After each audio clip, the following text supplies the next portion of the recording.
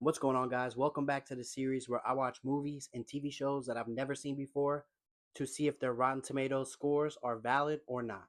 And today we're doing voicemails for Isabelle, the new rom-com on Netflix, starring Zoe Deutch and Nick Robinson.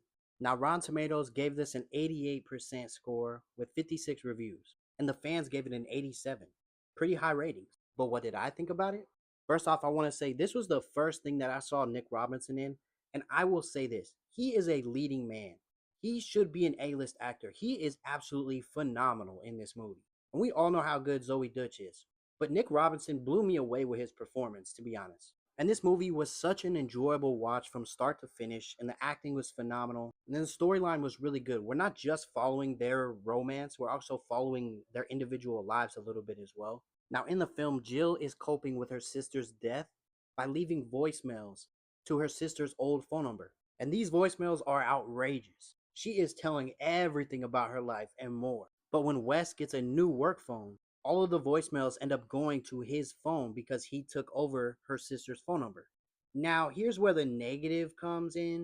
I just don't get like how realistic it is for him to get a new work phone and not change the voicemail at all, because when she's calling the number it's still her sister like talking on the voicemail, recorder. I'm not too sure logistically if that makes sense or not, but I chose to ignore it, probably like everyone else did. But Wes starts listening to these voicemails and is intrigued by this woman's life.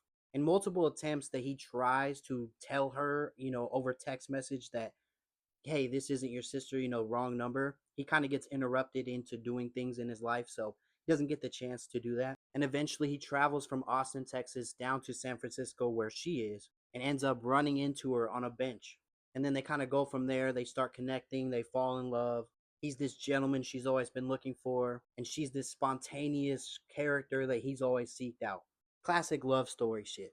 And he plans on telling her about the voicemails and how he knew where she would be and how he knew all this stuff about her life, but again just keeps getting interrupted or just doesn't have the heart to really tell her, until eventually she is holding his phone and she ends up calling her sister to leave a voicemail. And whose phone rings? Wes's phone. And that's when she discovers every single thing about what's been going on. But they eventually find their way back together. Overall, I really, really enjoyed this movie. It had its cheesy moments, but what rom-com doesn't? And for one of the first times ever, I think Rotten Tomatoes knocked it out of the park with this rating. I would give it an 88 as well. Rotten Tomatoes score is valid. Let me know what movie or show you want me to review next.